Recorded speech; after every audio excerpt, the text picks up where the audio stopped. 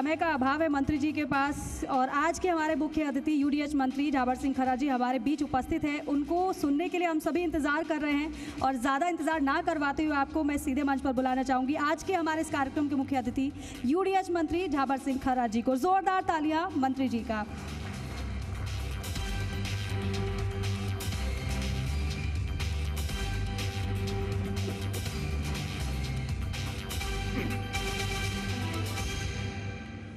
जी राजस्थान द्वारा आयोजित सीकर की पावन धरा पर स्वर्णिम राजस्थान कार्यक्रम में मंच पर उपस्थित राजस्थान प्रदेश भारतीय जनता पार्टी के प्रदेश उपाध्यक्ष माननीय दादी जी, दौद विधानसभा से माननीय विधायक और विधानसभा में हमारे साथी माननीय वर्मा जी, खंडेला विधानसभा के माननीय विधायक और विधानसभा में हमारे साथी माननीय मील साहब, सीकर जिला की कानून व्यवस्था की कमान संभालने वाले पुलिस कप्तान प्रवीण जी, खाटू श्याम जी से पधारे चौहान जी और जी राजस्थान के मुखिया शर्मा जी सहित उनके सभी साथी, सभागार में उपस्थित सभी सम्मान्य प्रबुद्ध सज्जनगण और सम्मान्य मातृशक्ति युवा साथीगण, सबको यथायोग्य नमस्कार। सबसे पहले तो मैं सीकर जिले और प्रदेश की जनता की तरफ से भारत के यशस्वी प्रधानमंत्री आदरणीय नरेंद्र मोदी जी के जन्मदिवस पर उन्हें शुभकामनाएं प्रेषित करना चाहूँगा और उसके साथ ही आज के इस समारोह के माध्यम से जिन्होंने विभिन्न क्षेत्रों में उत्कृष्ट कार्य किया है, अपने उत्कृष्ट कर्तव्य का पालन किया है और जो आज इस मंच के माध्यम से सम्मानित हुए हैं, उन सबको भी शुभकामनाएं बधाई देते हुए उनसे ये अपेक्षा करूंगा कि वो भविष्य में भी इसी प्रकार अपनी उत्कृष्टता बनाए रखें और समाज की भावी पीढ़ी के सामने एक उत्कृष्ट उदाहरण के रूप में अपने आप को प्रस्तुत करने में कामयाबी हासिल करें। साथ ही मैं जी राजस्थान को भी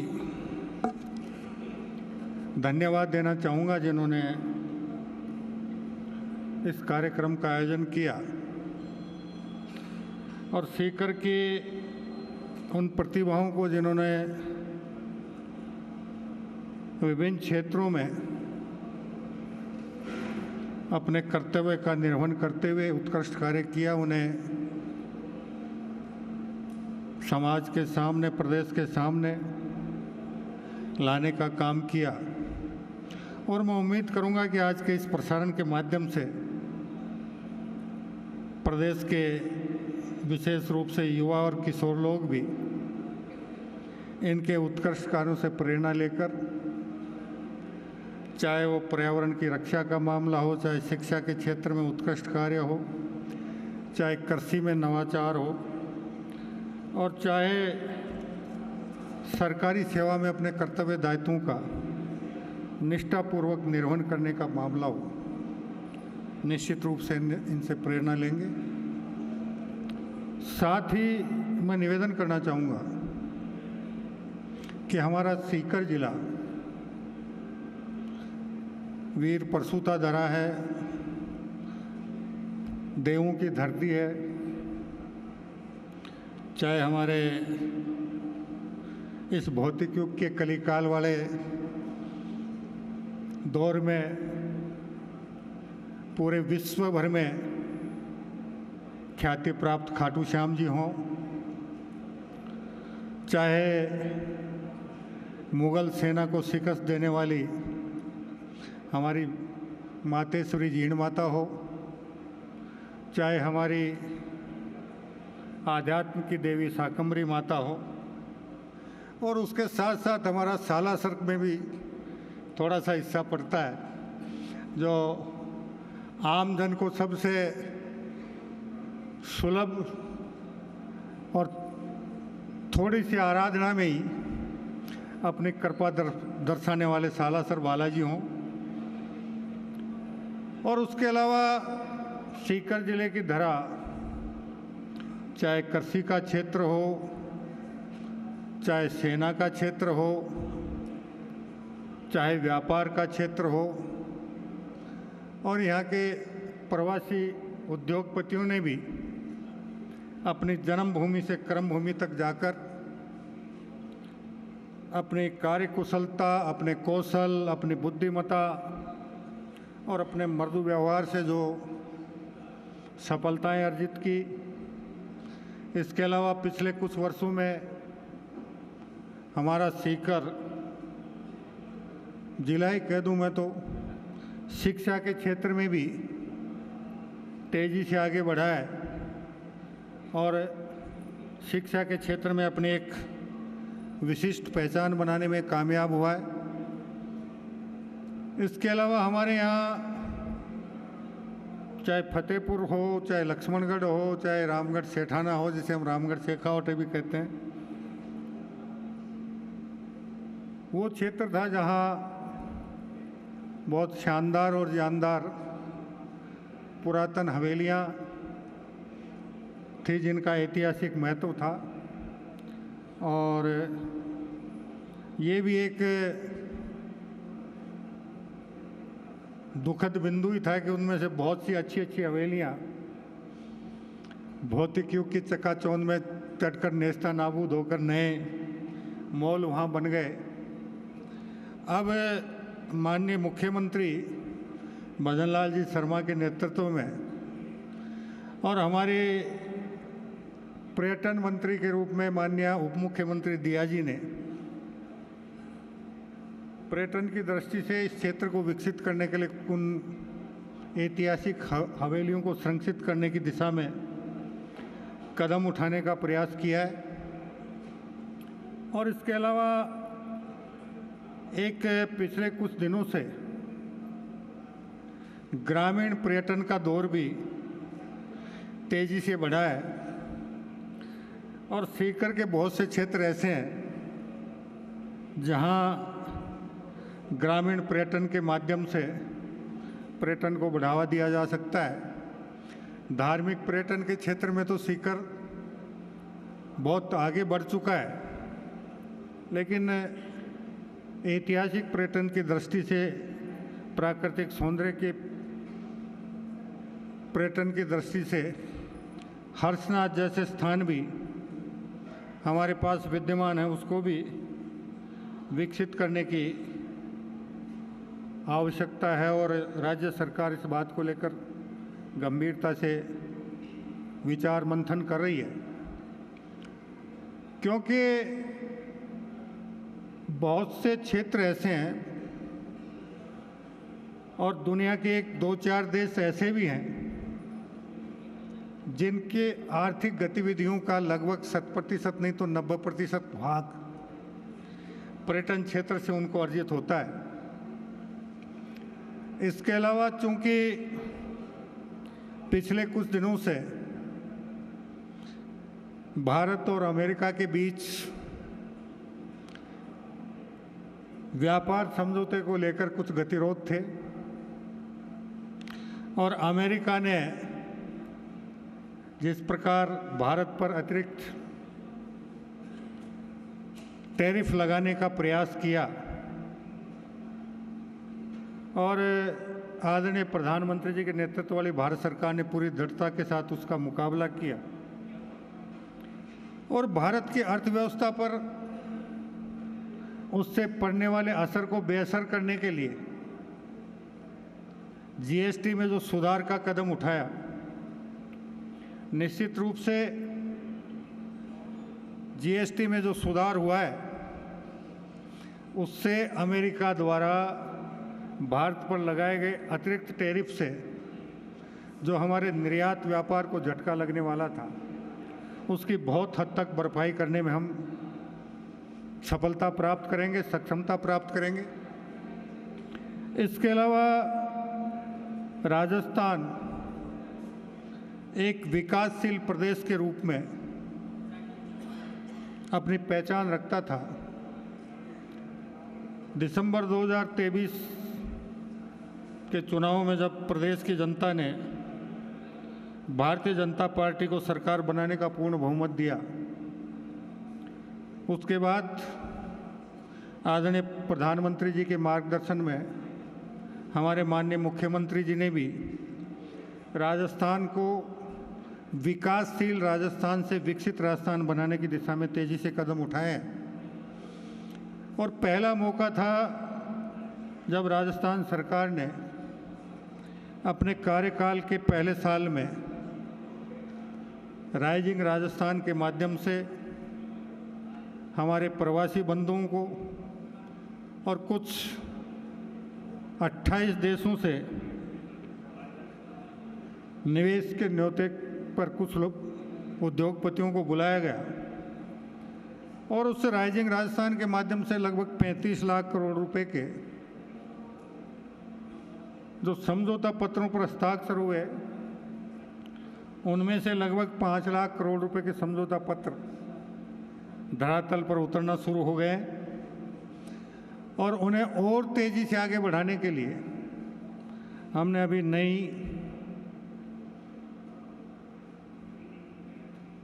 भूमि आवंटन नीति का ऐलान किया है, नई टाउनशिप पॉलिसी का ऐलान किया है और हमने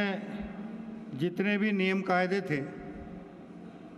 उन सबको सरलीकरण करने की दिशा में भी हम तेज़ी से आगे बढ़ रहे हैं और उस सरलीकरण के माध्यम से राजस्थान में औद्योगिक गतिविधियाँ तेज़ी से आगे बढ़ेंगी। और इसके साथ साथ पिछले 18 साल में चूँकि हमारा ये क्षेत्र मरु क्षेत्र के रूप में जाना जाता है और यहाँ बहुत से क्षेत्र ऐसे हैं जहाँ सिंचाई और पेयजल के जल को लेकर किल्लत रहती है। इस दिशा में भी आदरणीय प्रधानमंत्री जी के हस्तक्षेप से राजस्थान और हरियाणा के मुख्यमंत्रियों को केंद्रीय जल संसाधन मंत्री जी के साथ बैठकर यमुना जल का समझौता नए सिरे से करवाया गया और दोनों सरकारों ने अपने अपने टास्क फोर्स बनाकर प्रारंभिक कार्य पूर्ण कर लिया। अब हरियाणा और राजस्थान की संयुक्त टास्क फोर्स नियुक्त कर दी गई है और उम्मीद ये करते हैं कि आने वाले 8-10 महीने में जब वो टास्क फोर्स अपनी रिपोर्ट प्रस्तुत कर देगी उसके बाद यमुना का जल हमारे शेखावाटी के चूरू, झुंझुनू और सीकर जिले की धरा पर लाने का काम तेज़ी से शुरू हो पाएगा। इसके अलावा हमारा जो लंबे समय से ERCP का मामला लंबित था, अभी राज्य सरकार का 1 साल का काल पूरा हुआ। उस कालखंड में आदरणीय प्रधानमंत्री जी ने उस योजना का शिलान्यास किया जिसे राम जल सेतु का नाम दिया गया और तेज़ी से उसका काम शुरू कर दिया गया है। और ये भी राजस्थान के 17 जिलों में पीने के पानी के साथ साथ सिंचाई की जल की उपलब्धता उससे सुनिश्चित होगी और जब खेती के लिए जल की उपलब्धता सुनिश्चित होगी तो निश्चित रूप से राजस्थान की हमारे सीकर जिले के और राजस्थान की मरुधरा का हर खेत हरियाली से लहलाएगा तो निश्चित रूप से आर्थिक समृद्धि के मार्ग में ये भी एक मील का पत्थर साबित होगी। इसके अलावा हमारी कुछ नदियाँ थी जिनका पानी अतिरिक्त रूप से बहकर समुद्र में जाता था, उनको भी छोटे एनीकट बनाकर अरावली पर्वतमाला में से सुरंग बनाकर उस जल को भी इस मरुधरा में जोधपुर और नागौर जिले तक लाने की कार्य योजना पर तेजी से काम चल रहा है। और सबसे बड़ी बात यह है कि किसी भी प्रदेश के विकास के लिए जल और विद्युत दो महत्वपूर्ण कारक होते हैं। तो जिस तेज़ी के साथ जल के क्षेत्र में काम किया गया, उतनी ही तेज़ी के साथ विद्युत उत्पादन के क्षेत्र में भी काम किया गया। और राजस्थान सौर ऊर्जा का प्रमुख हब शीघ्र ही बनने जा रहा है। और इसके अलावा राजस्थान सरकार इस बात को लेकर भी प्रयत्नशील है कि राजस्थान सरकार को भारत सरकार ने जहाँ जहाँ कोयले की खदान आवंटित कर रखी हैं, वहाँ की सरकारों से बातचीत करके अगर वो सरकार हमें ताप बिजली घर लगाने के लिए वहीं भूमि उपलब्ध करवा दें, तो भारत सरकार के उपक्रम NTPC national thermal power corporation के साथ राजस्थान सरकार की बातचीत अंतिम चरण में है और लगभग 3.5 लाख करोड़ रुपए का समझौता उनके साथ होने वाला, जिससे कोयले की खदान के नज़दीक नए ताप बिजली घर स्थापित कर कोयले के परिवहन में जो व्यय होता है और कोयले के परिवहन में जो विलंब होने से कई बार ताप बिजली घर में विद्युत उत्पादन ठप हो जाता है, उससे छुटकारा मिले। और जब वो ये ताप बिजली घर खदान के नज़दीक बनेंगे तो कोयला ढुलाई में जितना खर्चा होता था उसके 10% में वहाँ से हम उत्पादित बिजली को ट्रांसमिशन लाइन के माध्यम से राजस्थान लाने में सफलता प्राप्त कर पाएंगे। इसके अलावा हमने राजस्थान सरकार ने बजट में 5000 गाँवों को गरीबी रेखा से मुक्त करने का निर्णय लिया था और अभी पिछले महीने हमारी मंत्रिमंडल की बैठक में उस 5000 को बढ़ाकर 10,000 गाँवों को में रहने वाले गरीबी रेखा से नीचे निवास करने वाले लोगों को गरीबी रेखा से बाहर निकालने की कार्य योजना पर काम चल रहा है। भारत सरकार और राजस्थान सरकार की विभिन्न योजनाओं के माध्यम से उनकी रुचि के अनुसार उनको लाभान्वित कर उनकी आय बढ़ाकर उन्हें गरीबी रेखा से मुक्त करने का राजस्थान सरकार का निर्णय है और इसके भी सुखद परिणाम आने वाले समय में देखने को मिलेंगे। इसके अलावा बेसहारा गोवंश को देखते हुए माननीय मुख्यमंत्री जी ने बजट सत्र में घोषणा की थी कि जो भी छोटे किसान हल बैल से प्राकृतिक खेती करेंगे उन्हें 25,000 रुपये राजस्थान सरकार की तरफ से प्रोत्साहन राशि दी जाएगी। और अभी पिछले दिनों जयपुर में एक गो महाकुंभ हुआ था, उनके साथ भी सरकार की बातचीत चल रही है। और गो महाकुंभ वालों का जो प्रयास है कि गाय आर्थिक रूप से प्रत्येक जो परिवार गौ पालन करे उसके लिए आर्थिक फायदे का सौदा हो, इसलिए गाय के गोबर से लेकर गाय के मूत्र से लेकर गाय के दूध से लेकर हर चीज़ का एक ऐसा उत्पादन बनाने का प्रयास किया जा रहा है। गौमूत्र से जहाँ फिनाइल भी बनाने का प्रयास हुआ है और उसमें उन्होंने सफलता भी प्राप्त की है और उसके अलावा और बहुत से रसायन उन्होंने बनाए। और गाय के गोबर से पेंट बनाने का नया प्रकल्प उन्होंने शुरू किया है और निश्चित रूप से अगर वो सफल होगा तो सिंथेटिक पेंट के बजाय गाय के गोबर से उत्पादित पेंट जब लोग घरों में करेंगे तो उनके लिए स्वास्थ्य के लिए स्वास्थ्यवर्धक रहेगा। अभी हमारे उत्तर प्रदेश के माननीय मुख्यमंत्री योगी जी ने गाय के गोबर और गाय के मूत्र से उत्पादित उत्पादकों को सरकारी कार्यालयों में जहाँ जहाँ काम आ सकते हैं, चाहे वो फिनाइल हो चाहे पेंट हो, वो दोनों उत्तर प्रदेश सरकार के कार्यालयों में खरीदने का निर्णय उन्होंने लिया है। और राजस्थान सरकार भी इस दिशा में तेज़ी से आगे बढ़ रही है और आने वाले समय में इन बेसहारा गोवंश को भी एक इस योजना के माध्यम से निश्चित रूप से हर परिवार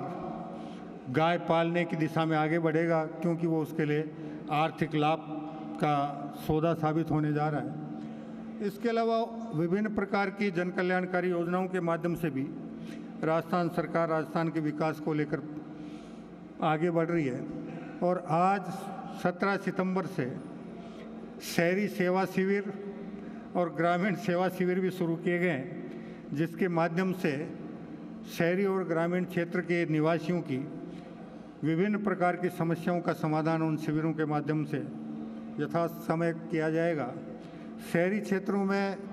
जो शिविर आज से शुरू किए गए हैं, उनमें जितने भी ऑनलाइन आवेदन अपने विभिन्न प्रकार की समस्याओं के समाधान के लिए आएंगे, उनका तत्परता से निपटारा किया जाएगा। और राजस्थान सरकार ने ये तय किया है कि शहरी शिविर सेवा के माध्यम से केवल और केवल मात्र आर्थिक रूप से कमज़ोर और मध्यम वर्ग के लोगों को फ़ायदा मिले। उच्च वर्ग के लोगों को हम किसी प्रकार का फ़ायदा नहीं देने जा रहे हैं। ये पहली बार हुआ है। गत बार का जो अभियान गत सरकार ने चलाया था, 501 रुपये में 10-10 हज़ार वर्ग मीटर के पट्टे जारी हुए थे। 10,000 वर्ग मीटर का मतलब होता है 1 हेक्टर। 1 हेक्टर का मतलब होता है 4 बीघा पक्की ज़मीन, और 4 बीघा पक्की ज़मीन का यहाँ की भाषा में होता है 10 बीघा कच्ची ज़मीन। अब 10 बीघा कच्ची ज़मीन का पट्टा 501 में कोई व्यक्ति को मिला है तो वो गरीब तो हो नहीं सकता। इसलिए हमने अब की बार शिविर में विशेष रूप से ये प्रावधान किया है कि केवल और केवल मात्र आर्थिक रूप से कमज़ोर और मध्यम वर्ग को ही हम इन शिविरों के माध्यम से लाभान्वित करें। इसके अलावा जो हमने प्राथमिक कैंप लगवाए, उनके माध्यम से हर शहर, हर कस्बे, नगरपालिका क्षेत्र की मूलभूत समस्याएं, कहाँ सड़क टूटी हुई है, कहाँ नाली टूटी हुई है, कहाँ सफाई सही नहीं हो रही है, कहाँ गंदगी ज़्यादा फैली हुई है, कहाँ जल भराव ज़्यादा हो रहा है, अधिकारियों को मौके पर भेजकर उसका सूचीबद्ध करवाया गया है। और राजस्थान सरकार का मानना यह है कि इस अभियान और इस अभियान के बाद हम उन समस्याओं को जड़ से समाप्त करने की दिशा में काम करते हुए शहरवासियों को सहूलियत प्रदान करेंगे। और इसी प्रकार ग्रामीण क्षेत्र में भी ग्रामीण सेवा शिविर के माध्यम से ग्रामीण क्षेत्र की समस्याओं को भी राजस्थान सरकार सुलझाने में निश्चित रूप से कामयाबी हासिल करेगी। मैं आज के अवसर पर इतना ही कहूँगा कि सरकार चाहे कितने ही उत्तम से उत्तम कार्यक्रम बना ले, चाहे कितने उत्तम से उत्तम जन कल्याण के कार्यक्रम बना ले, जब तक उनमें आम जनता की भागीदारी सकारात्मक रूप से नहीं होती है, तब तक वो कार्यक्रम पूर्ण रूप से सफल नहीं हो पाते। अभी मैं आप लोगों से 2 निवेदन करके मेरी वाणी को विराम दूंगा। जब पहली बार लाल किले से आदरणीय प्रधानमंत्री जी ने स्वच्छ भारत स्वस्थ भारत का नारा देकर परिकल्पना की थी, बहुत से लोगों ने उसका मजाक उड़ाया था। और ये स्वच्छता का ये नारा पहली बार 1978 में भी तत्कालीन जनता पार्टी की सरकार के समय लगा था। उस समय भी लोगों ने इसका बहुत मजाक उड़ाया था, लेकिन प्रधानमंत्री जी के भाव को समझने की आवश्यकता है। स्वच्छ भारत स्वस्थ भारत, अगर आप स्वच्छ वातावरण में रहेंगे, आपके चारों ओर पर्यावरण स्वस्थ रहेगा, तो पर्यावरण स्वस्थ रहेगा, वातावरण स्वस्थ रहेगा, तो निश्चित रूप से वहाँ रहने वाले लोग स्वस्थ रहेंगे। व्यक्ति स्वस्थ होगा तो उसका तन स्वस्थ होगा, तन स्वस्थ होगा तो उसका मन स्वस्थ होगा, और मन स्वस्थ होगा तो उसका मस्तिष्क स्वस्थ होगा। जब वातावरण स्वच्छ है, तन स्वस्थ है, मन स्वस्थ है और मस्तिष्क स्वस्थ है, तो फिर उस व्यक्ति के मन मस्तिष्क में नकारात्मक विचार आने की संभावनाएं बिल्कुल न्यून हो जाती हैं। सदैव उसके दिलो दिमाग में सकारात्मक विचारों का प्रवाह होगा, और जब ये काम आगे बढ़ेगा और राष्ट्र के हर नागरिक के दिलो दिमाग में सकारात्मक विचारों का प्रवाह होगा, तो आदरणीय प्रधानमंत्री जी का जो सपना है कि 2047 जब देश की आज़ादी के 100 साल पूरे हों, उससे पहले पहले भारत दुनिया का सबसे विकसित, सबसे सशक्त, सबसे समृद्ध और सर्वाधिक सामाजिक समरसता राष्ट्र के रूप में पूरे विश्व में अपने अलग पहचान बनाए। इसको प्राप्त करने से दुनिया की कोई ताकत नहीं रोक पाएगी। दूसरा, अभी उन्होंने पिछले साल नारा दिया था, एक पेड़ अपनी माँ के नाम। अब एक दिन में पिछले 66-67 साल में सरकार के स्तर पर जितने वृक्षारोपण हुए उनके आंकड़े पढ़ रहा था, और उन आंकड़ों का अगर हम जोड़ लगाएं तो भारत भूभाग का 1 इंच भूभाग भी बिना वृक्ष के रिक्त नहीं मिलना चाहिए। इतने वृक्ष हम कागजों में लगा चुके हैं। इसीलिए आदरणीय प्रधानमंत्री जी ने एक पेड़ माँ के नाम, उनका भाव ये है कि जब भी कोई बालक, बालिका, स्त्री, पुरुष, युवा, युवती अपनी माता जी के नाम से वृक्ष लगाए तो उसके मन में एक भाव आना चाहिए कि जब वो अबोध था, पेट के बल खिसकना भी नहीं जानता था, उस स्थिति में उसकी माँ ने किस प्रकार उसका लालन पालन किया, किस प्रकार उसकी देखरेख की, अंगुली पकड़कर पैरों पे खड़ा होना सिखाया, अंगुली पकड़कर अपने पैरों पर चलना सिखाया, और गांव समाज से, नाते रिश्तेदारों से रूबरू कराया, और उसे पुलवित पुष्पित करने में उन्होंने अपना पूर्ण योगदान दिया। तो माँ के नाम से जो पेड़ लगाएं, जब तक वो वृक्ष के रूप में फलीभूत नहीं हो, तब तक आपकी माताजी ने बाल्यकाल में आपकी जिस प्रकार सेवा की थी, जिस प्रकार देखरेख की थी, आप माताजी के नाम से लगने वाले उस पेड़ की जब तक वो वृक्ष नहीं बने तब तक उसी प्रकार देखभाल करें। तब तो है माताजी के नाम से पेड़ लगाने का सार्थकता, वरना पिछले वर्षों में जो कुछ होता रहा है वो आगे भी होता रहेगा। पहली बार माननीय मुख्यमंत्री जी के नेतृत्व में अभी 11.25 लाख वृक्षारोपण हो चुका है, 11.25 करोड़, और सबकी जियो टैगिंग हो रही है। और उसमें ये भी प्रावधान किया गया है कि अगर कोई वृक्ष किसी कारण से पुष्पित पल्वित नहीं हो पाता है तो उसकी जगह दूसरा पेड़ लगाकर उसे पुष्पित पल्वित किया जाए। और ये क्रम अगर 5-7 साल तक चलता रहा तो पिछले 100 साल में प्रकृति के साथ हमने जो खिलवाड़ किया है उसके आने वाले 8-10 साल में क्षतिपूर्ति कर पाएंगे। और क्षतिपूर्ति कर पाएंगे तो दुनिया के सामने आज की तारीख में जलवायु परिवर्तन का जो सबसे बड़ा संकट है उसको हम भारत में बहुत हद तक दूर करने में सफलता प्राप्त करेंगे। और मैं उम्मीद करूंगा कि आप सबका सकारात्मक सहयोग इस दिशा में मिलेगा। भारत को विकसित करने के मामले में और राजस्थान को विकसित राज्य बनाने के मामले में भी आप सभी का सकारात्मक सहयोग मिले। इन शुभकामनाओं के साथ आपका हृदय से अभिनंदन। जय हिंद, जय भारत, वंदे मातरम।